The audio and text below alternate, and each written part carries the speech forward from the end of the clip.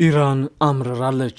እስራኤልና አሜሪካም እየዛቱ ነው። ኢራን ለትራምፕ ዛቻ የሰጠችው ድፍረት የተሞላበት አቋምና እርምጃ ዋሽንግተንን አስደንግጧል። በተለይም ኢራን 3 መርከቦች ላይ ተኩስ ከፍታ ሆርሙዝን ከናጠችው ወዲህ ትራምፕ በቴሄራን ጉዳይ ምን እንደሚያደርጉ ግራ ግብት ያላቸው ይመስላል። ነገር ግን ደግሞ ደጋግመው ኢራንን ስለማጥፋት እያወሩ ነው፣ እየዛቱም ናቸው። የኢራን አብዮታዊ ዘብ ግን ማንኛውም አዲስ ጥቃትን ለመጋፈጥ ዝግጁ መሆኑን በማስታወቅ በቀሪ የጠላት ንብረቶች ላይ ከባድ ድብደባ እፈጸማለሁ ሲል መዛቱን የኢራኑ ሜሄር የዜና ወኪል ዘግቧል። ወዲህ ደግሞ የዩናይትድ ኪንግደም የባህር ንግድ ኦፕሬሽን ማዕከል በሆርሙዝ ባህር ውስጥ ሁለተኛው መርከብ ላይ ተኩስ እንደተከፈተ ይፋ አድርጓል። የብሪታንያ ሮያል ባህር ኃይል የሚመራው ማዕከሉ እንዳስታወቀው ወደ ባህሩ የወጣችው የእቃ መርከብ ከኢራን በስተምዕራብ በ8 የባህር ማይል ርቀት ላይ እንደተተኮሰባትና አሁን በባህር ላይ መቆሟን አስታውቋል። አሜሪካው ፕሬዝዳንት ትራምፕም በሁለቱ ሀገራት መካከል ያለው ውይይት እስኪቀጥል ድረስ ከኢራን ጋር የተኩስ አቁም ስምምነትን እንደሚያራዝሙ ይናገራሉ።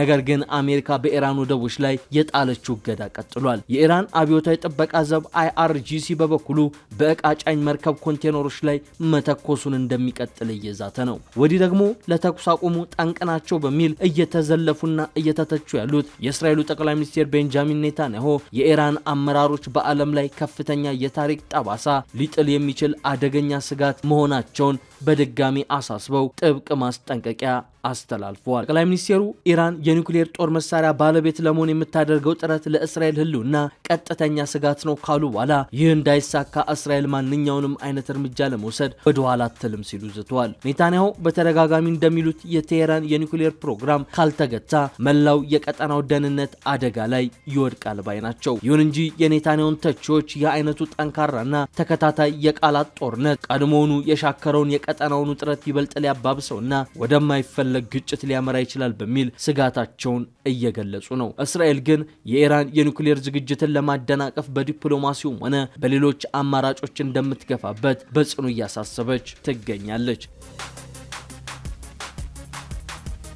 በእንዲህ መልኩ ትርምስምሱና ድብልቅልቁ የወጣው የመካከለኛው ምስራቅ ቀጠና ከዛሬ ነገ ከአሁን ወደ ጦርነት ተሳበ በሚል በበርካቶች ዘንድ ትኩረት ስቧል። በቀጠናው አሁን ላይ እየተከሰቱ ካሉ ጥልቅ ሁነቶች መካከል በሆርሙዝ ላይ ያለው ግብግብ በዋናነት የሚጠቀስ ነው። ኢራን ከአሜሪካ ጋር በምታደርገው ንግግር ዋነኛ ተደራዳሪ የሆኑት የአገሪቱ ፓርላማ አፈ ጉባኤ አሜሪካና እስራኤል የተኩስ አቁም ስምምነቱን በግልጽ በመጣሳቸው የሆርሙዝ የባህር ወሽመጥ ሊከፈት አይችልም በማለት የሀገራቸውን አቋም ይፋ አድርጓል። ይህም በመካከለኛው ምስራቅ ያለውን ውጥረት ግለቱን ጨምሮታል። መሐመድ ባገር ጋሊፋፍ በኤክስ ገጻቸው ባስተላለፉ ጽሑፋቸው ከጥሰቶቹ መካከል የአሜሪካ የባህር ኃይል ወደ ኢራን ወደቦች የሚደረግ ጉዞ ላይ የጣለው እግድ ይገኝበታል። ይህ የዓለምን ምጣኔ ሀብት ማሰር ነው የሚሉት አፈ ጉባኤው እስራኤል ደግሞ በሁሉም ግንባሮች ጦርነት ናፋቂ አድርጓታል ብለዋል። የኢራን ፕሬዝዳንት ማሱድ ፔዜሽኪያንም በበኩላቸው ቴሄራን ለድርድር ክፍት ሆና ቀጥላለች፣ ነገር ግን የስምምነቶቹ መጣስ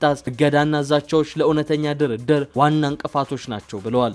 ማክሰኞ ማለዳ ላይ አሜሪካና ኢራን በፓኪስታን አዲስ የሰላም ድርድር ያደርጋሉ ተብሎ የተጠበቀ የነበረ ቢሆን ቴሄራን ወደ ኢስላማባድ ልዑኳን ባለመላኳ ሳይሳካ ቀርቷል። ማክሰኞ ምሽት ትራምፕ ረቡዕ ዕለት የሚያበቃውን የሁለቱ ሀገራት የተኩስ አቁም ስምምነት ላልተወሰነ ጊዜ መራዘሙን ማሳወቃቸው ይታወቃል። የዋይት ሀውስ የፕሬስ ሴክሬታሪያ ካሮሊን ሌቪት ፕሬዝዳንቱ ያራዘሙት የተኩስ አቁም የጊዜ ገደብ እንደሌለውም አብራርተዋል። ትራምፕ አሜሪካ በኢራን ላይ ያደረገች ባለችው የባህር ጉዞ እገዳ ደስተኛ መሆናቸውንና ኢራን በጣም እየተዳከመች መሆኗን ተረድቻለሁ ብለዋል። መጫወቻ ካርዶቹ አሁን በፕሬዝዳንት ትራምፕ እጅ ናቸው በማለትም ተደምጧል። ጦርነቱ መቼ እንደሚያበቃ በጋዜጠኞች የተጠየቁት የዋይት ሀውስ ቃል አቀባይ ሌቪት ይህንን የሚወስኑት ትራምፕና ትራምፕ ብቻ ናቸው ሲሉ አስረድተዋል። የዩናይትድ ስቴትስና የአሜሪካ ሕዝብ ትክክለኛ ፍላጎት ያሳካ እንደሆነ ሲሰማቸው ይወስናሉም ብለዋል። የኢራኑ ተደራዳሪ አስተያየት የተሰማው አደገኛና ወሳኝ በሆነው የባህር መስመር ላይ ግጭቶች በቀጠሉበት ወቅት ነው። ኢራን በወሽመጡ ላይ እየተንቀሳቀሱ የነበሩ 2 መርከቦችን ይዛለች። ትናንትና ጠዋት ኢራን 2 የነዳጅ መርከቦች በሆርሙዝ የባህር ወሽመጥ ለምርመራ መወሰዳቸውንም በይፋ አስታውቃለች። ይህም በቀጠናው ያለውን ትኩሳት በእጅጉ ነው የጨመረው። የመርከቦቹ መወሰድ ይፋ የተደረገው በባህረ ወሽመጥ ውስጥ በሚገኙ 3 የጭነት መርከቦች ላይ ጥቃቶች መሰንዘራቸውን ተከትሎ ነው። በሆርሙዝ ወሽመጥ ላይ ጥቃት ከደረሰባቸው 3 ኮንቴነር የጫኑ መርከቦች አንዷ የሆነችው ዩፎሪያ በዩናይትድ አረብ ኤምሬትስ ውስጥ ባለ ወደብ አቅራቢያ መልህቋን መጣሏንም ተዘግቧል። በመርከቡ ላይም ሆነ በሰራተኞቹ ምንም አይነት ጉዳት መድረሱ ግን አልተመዘገበም። ኢራን ስለ ዩፎሪያ ምንም አይነት አስተያየት ባትሰጥም ሌሎቹን 2 መርከቦች ኤምኤስሲ ፍራንቼስካና ኢምፓኖስካን መያዟን ግን ይፋ አድርጋለች። ሁለቱም በደረሰባቸው ጥቃት ጉዳት ደርሶባቸዋል። ጦርነቱ መቼ ይቋጫል በሚለው ዙሪያ አሁንም በርካታ ሀሳቦች እየተንሸራሸሩ ናቸው። ትራምፕ ግን ጦርነቱን ለመቋጨት አልጣደፍም የሚል አስተያየትን ለፎክስ ኒውስ ተናግረዋል። ፕሬዚዳንቱ ከቴሌቪዥን ጣቢያው ጋር ባደረጉት የስልክ ቃለ መጠይቅ ከኢራን ጋር የተደረሰውንና ረቡዕ ዕለት የተጠናቀቀውን ተኩስ አቁም ያራዘሙት የጊዜ ጫና ኖሮባቸው እንዳልሆነ ሲናገሩ ተደምጠዋል። ጥሩ ስምምነት ላይ እንዲደረስ እንደሚፈልጉ ተናግረው ጦርነቱን ለመቋጨት አልጣደፍም ብለዋል። የዋይት ሃውሷ ቃል አቀባይ ካሮሊን ሌቪት በበኩላቸው ከኢራን ጋር የሚደረገው ድርድር መቀጠሉንና ፕሬዚዳንቱ ቀይ መስመሮቻቸውን በእጅጉ ግልጽ ማድረጋቸውን ገልጸውም ነበር። ከትራምፕ ፍላጎቶች አንዱ ኢራን ያበለጸገችውን የዩራኒየም ክምችት ለአሜሪካ አሳልፋ መስጠት አለባት የሚል ነው። ይህ ግን የማይሆን ይመስላል። በመካከለኛው ምስራቅ በእንዲህ መልኩ በቀጠለው ጦርነት የሰላም ስምምነት እንዳይፈረም ትልቅ እንቅፋት የሆኑት 2 ጉዳዮች ናቸው። እነሱም የሆርሙዝ ወሽመጥና የኢራን ዩራኒየም ናቸው። በተለይም በሆርሙዝ እየታየ ያለው ግራ መጋባት እጅጉን አስጨናቂ ሆኖ ታይቷል። ከዚህ ቀደም በዓለም ላይ በርካታ ጦርነቶች ሲደረጉ የባህር ላይ እገዳ መጣል እጅጉን የተለመደ ነው። ትራምፕም ይህንን ታክቲክ እየተጠቀሙ ነው። ለአብነትም በአንደኛው የዓለም ጦርነት ብሪታንያ ጀርመን ላይ የጣለችውን የባህር ላይ እገዳ ለአብነት እናንሳ።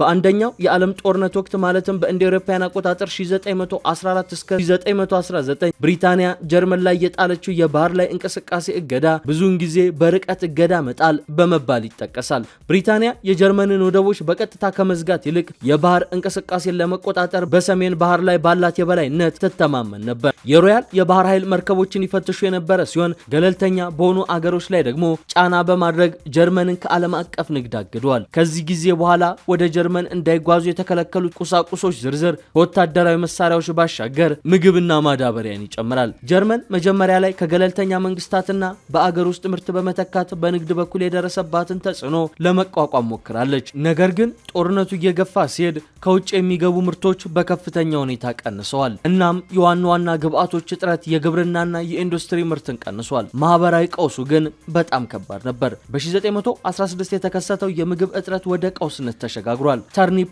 ዊንተር በመባል የሚታወቀው የወቅቱ ረሃብና እርዛት ምልክትም ሆኗል። የታሪክ ምሁራን እንደሚያስረዱት ደግሞ በመቶ ሺዎች የሚቆጠሩ ሰላማዊ ሰዎች በተመጣጠነ ምግብ እጥረትና በተዛማጅ በሽታዎች ሞተዋል። እገዳው የጀርመንን ሽንፈት ብቸኛ ምክንያት ባይሆንም የታሪክ ምሁራን ግን አገሪቱ ጦርነቱን የመቀጠል አቅሟን በማዳከም ረገድ ዋና ምክንያት ነው ይላሉ። ሌላኛው የሚጠቀሰው ደግሞ በሁለተኛው የዓለም ጦርነት ወቅት ጃፓን ላይ የተጣለው እገዳ ነው። ጃፓን በባህር በምታስገባቸው ምርቶች ላይ ጥገኛ መሆኗ በተለይ ለእገዳ ተጋላጭ እንድትሆን አድርጓታል። በደሴት ላይ እንደተመሰረተች ሀገር ዘይት፣ ጥሬ ዕቃዎችና ምግብ ለማስገባት እንዲሁም በፓሲፊክ ውቅያኖስ የሚገኝ ጦሯን ስንቅ ለማቀበል በመርከብ መጓጓዣዎቿ ላይ እጅጉ ትተማመን ነበር። እንደ አውሮፓውያኑ ከ1943 ጀምሮ የአሜሪካ የባህር ሰርጓጅ መርከቦች የጃፓንን የንግድ መርከቦችን ኢላማ ያደረጉ ሲሆን ኋላ ላይ ደግሞ በተለይ ኦፕሬሽን ስታርቬሽን በተባለው ዘመቻ ወቅት ከአየር ላይ ፈንጂዎችን በመጣል ቁልፍ የባህር መስመሮችን የበለጠ አወካለች። በጦርነቱ የመጨረሻ ዓመታት የጃፓን የንግድ መርከቦች በአብዛኛው ወድመዋል። ከጦርነቱ በኋላ የተደረጉ ግምገማዎችም ይህ ውድመት በጦርነቱ ወቅት ምጣኔ ሀብቷ እንዲላሸቅ ትልቅ ምክንያት ነበር ይላሉ። ከጀርመን በተለየ መልኩ ጃፓን ጫናውን ለማቃለል ምንም የብስ መስመር አልነበራትም። ምንም እንኳን በጦርነቱ እጅ ለመስጠቷ የተለያዩ ምክንያቶች ቢኖሩም የአቶሚክ ቦምብ ድብደባዎችና የሶቪየት ህብረት ወደ ጦርነቱ መግባትን ጨምሮ የባህር አቅርቦት መስመሮች ማገድ ግን ለሽንፈቷ ወሳኝ ሚና እንደተጫወተ መረጃዎች ያመላክታሉ። እነዚህ ክስተቶች ከዚህ ቀደም በዓለም ላይ በተከሰቱ ጦርነቶች የተደረጉ የባህር ላይ እገዳዎች ናቸው። ትራምፕም ኢራንን ለማንበርከክና ለማሸነፍ ይህንኑ እያደረጉ ናቸው። ሆርሙዝን በመዝጋት ኢራን በቀን $500 ሚሊዮን በላይ እንድታጣ እያደረጉ ነው። ይህንን በፍጹም ቁጭ ብዬ አልመለከትም ያለችው ኢራንም ከአሁን ወደ አሜሪካ የጦር ቤዞችና ወደ እስራኤል ከተሞች ሚሳኤሎችን፣ ድሮኖችን ታስወነጭፋለች በሚል መካከለኛው ምስራቅ ከመቼውም በላይ በስጋት ተወጥሯል።